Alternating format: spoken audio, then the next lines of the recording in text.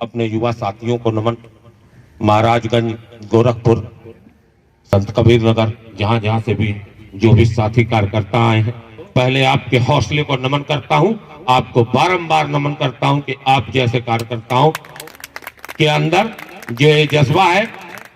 जब हमने आरक्षण के विरोध की शुरुआत की थी तो हम लोग 5 लोग थे लखनऊ में, उसके बाद 10 हुए, 20 हुए, 25 हुए। मैंने कानपुर में कई मार्च करे, फैजाबाद में कराया, जहां जहां हमने भी करा। हमने संख्या बल को कभी नहीं मांगा, क्योंकि मैं जानता हूं कि जिसको समझ में आ गया कि जो आज की लड़ाई है, पुरातन समय की संस्कृति थी कि हम देश के लिए करते थे, हम व्यक्ति के लिए नहीं करते। आरक्षण पे बात हुई, मैं आरक्षण पे बता देना चाह रहा हूं, जो आरक्षण अगर पात्र को मिल रहा है और ईमानदारी से 70 सालों में अगर दिया गया होता तो आज एक भी व्यक्ति आरक्षण के लिए वंचित नहीं रहता। अब तक आरक्षण समाप्त हो जाना चाहिए। बहरहाल चक्कर क्या है, जो स्वतंत्रता के समय में शुरुआती दौर में 5% लोग पाए थे, वही मिला के 13.5% लोग लाभ ले रहे। उन्हीं के परिवार के बाबा पाए तो पोता लिया, बाप पाया तो बेटा लिया, वही खानदान वही कुनबा ले रहा है। मुझे बता दें कि उत्तर प्रदेश के गांव में जाके किस परिवार को आरक्षण का लाभ मिल रहा, किस परिवार को 10 लाख का लोन मिल रहा, किस परिवार को 5 लाख का। जो गरीब रह रहा है, जो चमटोल में रह रहा है, उसे कहां मिल रहा?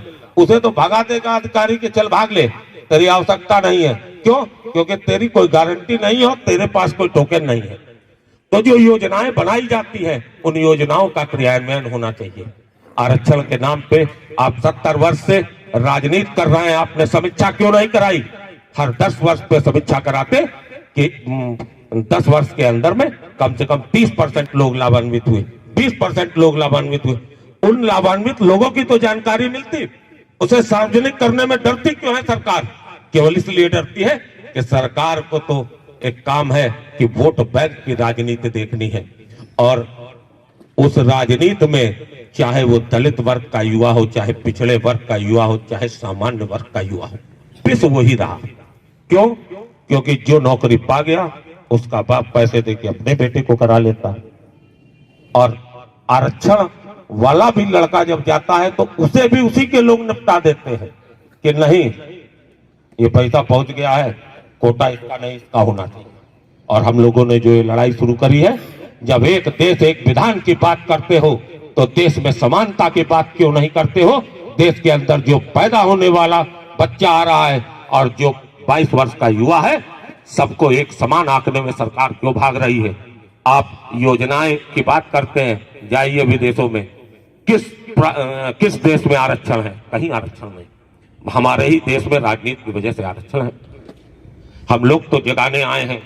हम लोगों को कल कोई कहता है कि आप सवर्ण की बात करते हैं, सामान्य की बात करते हैं। जी हां, मैं करता हूं। क्यों नहीं करूंगा? क्योंकि जब मायावती जी दलितों की बात करेंगी, पिछड़ों की बात शरद यादव जी करेंगे, तो सवर्णों की भी बात करने के लिए कोई बेटा उसका होना चाहिए। अपने समाज के हक की लड़ाई को लड़ने के लिए भी उसके भी समाज से किसी न किसी को आना चाहिए। आदरणीय बैठे हैं, शिक्षक राजनीति के पुरोधा रहे। आप लोगों ने जब आए सरकारी नौकरियों में, तो हमें याद है कि सीताराम राय जी ने सबसे पहले अपने भाई को नौकरी नहीं लगाई, अपने गांव के भैंसड़ा के 10 यादवों को नौकरी दी, और 10 नहीं, कम से कम 1000 यादवों को नौकरी देके वो आदमी इस दुनिया में नहीं है। और उसने उसमें भी विभिन्न बिरादरियों के लोगों को नौकरी देने का काम किया, क्योंकि तब संस्कार जिंदा था। अब संस्कार नहीं जिंदा है।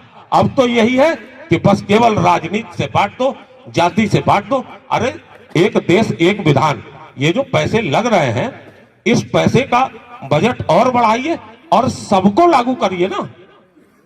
हर बिरादरी के, हम कह रहे हैं जिस भी बिरादरी का गरीब हो, वो किसी भी जाति का गरीब हो, सीधे डायरेक्ट उसके खाते में लाभ पहुंचे। आप एक नहीं 50 बार जांच कराइए। उससे क्यों घबराते हैं? क्यों? क्योंकि जब अगर वो करेंगे तो आपके भ्रष्टाचार को जो है वो जगह नहीं मिल पाएगी, आपको नोटों की गड्डियां नहीं मिल पाएंगी। आप आवास की योजना चला रहे हैं, योजना किसे मिल रही है? किसी पार्टी का जिसकी सत्ता है उसके पदाधिकारियों को। योजना अगर गरीबों के लिए आई है तो गरीबों को मिलनी चाहिए। योजना अगर आम जनता के लिए जो भी आप बना रहे हैं वो करिए। हम लोगों ने देखा, हम मेरी आंख में आंसू था उस दिन जब संसद के अंदर एक भी सवर्ण सांसद ऐसा मर्द नहीं निकला कि जिसने सदन के अंदर ये कहा हो कि एक बार इसकी समीक्षा तो करा लीजिए, 10 साल के लिए फिर आरक्षण थोपा जा रहा है। तो समीक्षा कराने कोई नहीं पहुंचा। क्यों? क्योंकि राजनीति करनी है। दिल्ली के आसपास, दिल्ली के इर्द गिर्द जो लोग लाभ पा के आज करोड़पति अरबपति बन गए हैं, ये उन्हीं के लिए कार्य हो रहा है। और यहाँ जितने भी मेरे युवा साथी आए हैं, मैं पुनः उनको, क्योंकि मैं भी उनकी ठंडक को देख के उनको परेशान नहीं करना चाह रहा, मैं महाराजगंज की पूरी टीम को बारंबार नमन करता हूं। भाई वेद चतुर्वेदी जी के नेतृत्व में इन युवाओं ने आके जो बिल्कुल ठंड में खड़े हैं, और गोरखपुर के जिलाध्यक्ष, पूरे गोरखपुर की टीम, हमारे आदरणीय अग्रज श्री जगदीश पांडे जी, हम लोग तो अपने पूजनीय हैं। अब इनको भी ठंड में हम लोगों ने कर दिया। मैं इसी के साथ अपनी वाणी को विराम देते हुए पुनः जितने भी लोग आए हैं सबको मैं कोटि कोटि बारंबार नमन और वंदन करता हूं कि ऐसी ठंड में जब आप ये हौसला मुझे दे गए तो विश्वास रखना 2029 में अब के बिल ऐसे नहीं जाने दूंगा। उस बिल पे या मरेंगे या मारेंगे।